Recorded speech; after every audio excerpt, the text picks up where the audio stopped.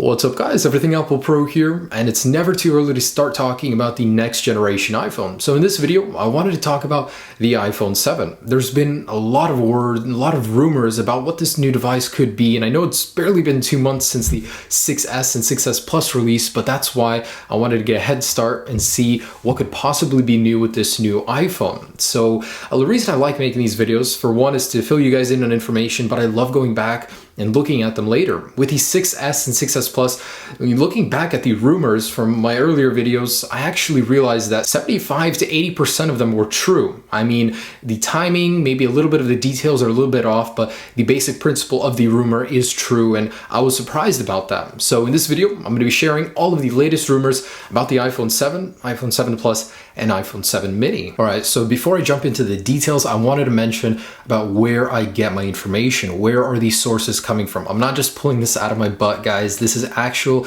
analyst information, and it's very valuable. Now, the #1 Apple analyst that's proved time and time again to be the most reliable on the planet Earth, and he's actually been named the best Apple analysts on the planet by Business Insider and the most reliable industry watcher on the planet by BGR. That's a big title to hold. So this guy's actually got a track record that goes back many years with Apple, and about 75 to 85% of his rumors proved to be true. Now, that doesn't mean that all of them were 100% true. Some of them had variations. Timing was off, details were off, but this guy, time and time again, proves to be one of the most reliable Apple leaker on this planet. So based on his rumors, based on some other rumors, I'll source them as well. I'm going to be talking about the iPhone 7. So I just want you guys to know I'm not making this up. I mean, this isn't something that I'm thinking of, oh, it's going to happen because I thought of it. No, I mean, these are actual Apple analysts. These guys have proven time and time again to be reliable, for the most part anyways. Now, what is this guy saying? He's saying that there's going to be 3 models of the iPhone coming in 2016. The iPhone 7, the iPhone 7 Plus, and the iPhone 7 mini. So I'm going to start with the 7 mini because to me that's one of the most interesting products that he was talking about. So the iPhone 7 mini would obviously be geared towards people that don't need a larger display. A lot of people are certainly happy with the iPhone 5S display. A lot of people don't want to upgrade because they don't want to upgrade sizes. Apple didn't give them a choice. You know, it's either upgrade, get a bigger phone, or stay on your old one. So Apple's taking a look at the market. They realize the 5S is still selling very, very well, not because it's cheap. For some people just like the smaller display. So they're going to be releasing a 4-inch iPhone 7 variant. Now, the only thing that is unfortunate with, the smaller iPhones is that Apple, for some reason, associates smaller size with lower specs. A lot of people want a smaller phone. They don't want slower power, though. This analyst is saying that Apple's going to put the Apple A9 chip in there, while the iPhone 7 and 7 Plus will be getting the A10 chip. So it sucks that getting a smaller phone means that you're getting slower power as well. So details are scarce on this iPhone 7 mini. It won't likely be called a 7C because the materials will be different. This analyst is saying that it'll be made of more premium materials. The iPhone 5C, the C stood for cheap, so the materials were a downgrade from the iPhone 5S. Not so much this time, so it'll be called 7 mini likely. I mean, far from guaranteed, but it could likely be called that because Apple wouldn't want to associate the C with being cheap when the materials are so nice. It's the internals that would be downgraded. So this 7 mini, although we don't know much about it, the analyst already said it'll come with the Apple A9 chip and it won't have 3D touch. So it'll be a downgraded version of the 7, which again sucks because some people just like the smaller display. They don't want to have to downgrade to get it. Now, a couple things I thought were interesting. Apple's already reportedly set a sales prediction for it, 20 to 30 million units by the end of the 2016 year, which to me says that they're actually putting a lot of thought into this thing. They want to sell them and they have a market for them. So that's the iPhone 7 mini. I thought that guy was really interesting. I would like to see one of those. Now, the iPhone 7. So this thing obviously is going to have a huge redesign in the actual form factor. We're so used to this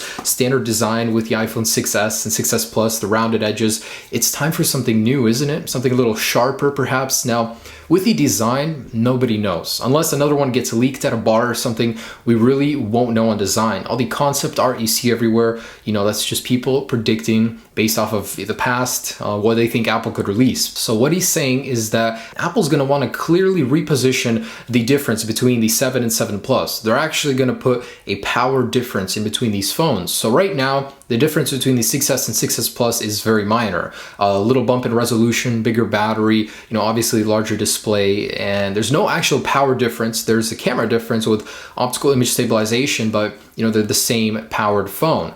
Now the 7 and 7 Plus could have a difference in RAM. The 7 Plus could likely have 3 gigabytes of RAM, with the regular 7 staying at 2. Now, I personally think this makes sense. The 6S right now performs fantastically. The 6S Plus doesn't do so well because it has to deal with a larger display with the same amount of power. It would make sense to give the 7 Plus a slight boost in power, to make up for the difference in pixels it has to push. So I think that's a decently good idea, but a lot of people could be angered by having that class difference between the 7 and 7 Plus. Alright, so that just about does it. Rumors coming from this analyst, but there is another one that's been saying a lot about the iPhone. Some of his predictions have proven to be true. He's just not accurate, and that would be Gene Muster. So what he's saying is that there's about a 50% chance that the new iPhone 7 might not have a physical home button. It could either be implemented into the touch display or it could be a separate touch sensor. So what he's saying is there's a good chance that might not appear in the iPhone 7. He's also saying Apple could focus a lot on the battery life. In the past 5 years,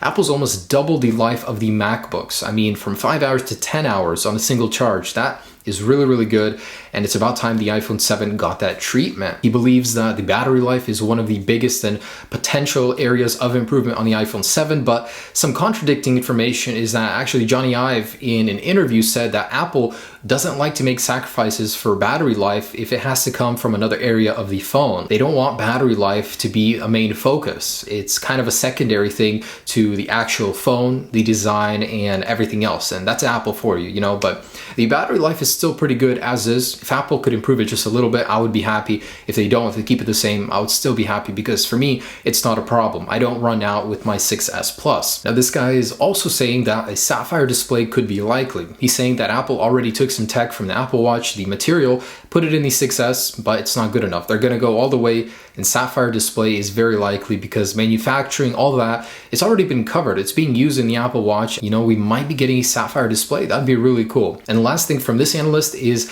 he said that the 16 gigabyte storage size will be phased out. So we'll start at 32 gigabytes. It's what every other phone manufacturer is doing right now. Apple is really in a world of their own with their small size tier, but hopefully that gets phased out. There's no excuse for why it's still in existence in 2015. So there's actually a patent filed by Apple for a slimmer headphone jack. If you take a look at it, the sides are shaved off, and this could be because of a thinner iPhone. Now, Apple's actually gotten serious about stronger materials, so a thinner design could be possible for the iPhone 7. This patent shows that that could be possible, but in order to force all other companies to adapt, that would take a while. A lot of people would be unhappy if their old headphones suddenly didn't work with the new iPhone. So at this point, I want to talk about less likely things, like maybe they'll happen, maybe they won't, and these aren't guaranteed, these aren't backed by anybody, but it's just a long time coming for them, and it'd be nice to see them on the new iPhone. So next is higher resolution. Now, I know Steve Jobs himself says that the human eye can't see past 300 pixels per inch. However,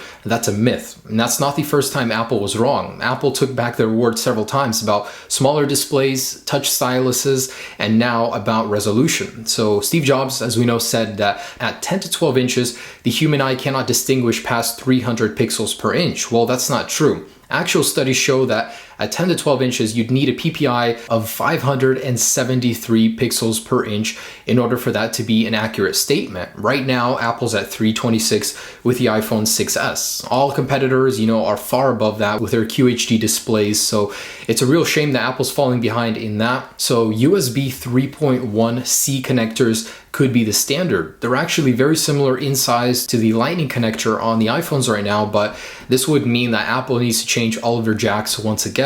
So many people were mad about it with the Lightning change, but it's been 4 generations already with the standard Lightning jack. Before that, with the 30 pin, it was 5 generations. So I think it's time for an upgrade, and it makes sense. With USB 3.1, you can get up to 10 gigabytes per second transfer speed. For comparison, with the current USB 2.0 standard on the 6S and 6S Plus, you get 480 megabits per second. So that would be a huge upgrade. So a lot of manufacturers are already doing it. Google with their Nexus phones and a couple other manufacturers. It's the future. It makes sense. If Apple's serious about USB 3.1, they're going to put it in the next generation iPhone. An Apple insider is actually saying, based on a reliable source, that the release could be pushed back earlier to summer of 2016. Now, a lot of people are doubting that. It's very out of line for Apple to make an iPhone release sooner, but it's not the first time it's happened. With the iPads earlier, they actually released them even before it was a full year between refresh cycles, in order to get the iPad Air out. That was the iPad 4. So could it happen? Sure. Is it likely? Not very much, even though it's been rumored. So another less likely rumor is new materials. Apple owns Liquid Metal Company. They actually owned it for several years already. And the only place they use it is for the pin ejector tool on the iPhone. I actually just got one in the mail and it's really nice compared to off-brand ones, but they don't use it in any of their materials or any of the iPhones right now. And a new chassis on the iPhone 7 could be made of it, allowing for thinner phones, more durable phones. You know, it's not likely, but it could happen. And lastly, there's some talk about more waterproofing. On the 6S and 6S Plus, Apple actually made it more water resistant with a seal inside of the phone that the 6 and 6 Plus didn't have, but could they take that further with the 7? Possibly. Some sources are saying Apple is testing waterproofing, but I find it unlikely for Apple to do that. You know, they'd rather recommend a case for people to use. All right, guys, so that's just about it. I wanted to talk about the iPhone 7, 7 Plus, and 7 Mini. And with these rumors that are floating around already, you know, it's really interesting. The 7 Mini could be a really cool device like the 5C, but better. Also, the 7 Plus being more powerful than the 7, I thought that was interesting. And although details are scarce, the iPhone 7 is looking up to be a great phone, great replacement to the 6S. Cannot wait to get one, test it. Hopefully it'll be a lot more durable than the 6S, even though that's pretty good, just not as good as some of the competitors like the Droid Turbo 2, by the way. But anyways, guys, thanks so much for watching. Stay tuned for many more iPhone 7 news and rumors. I'll be keeping you guys updated on that. And stay tuned for many more videos. I've got some exciting stuff coming. Peace.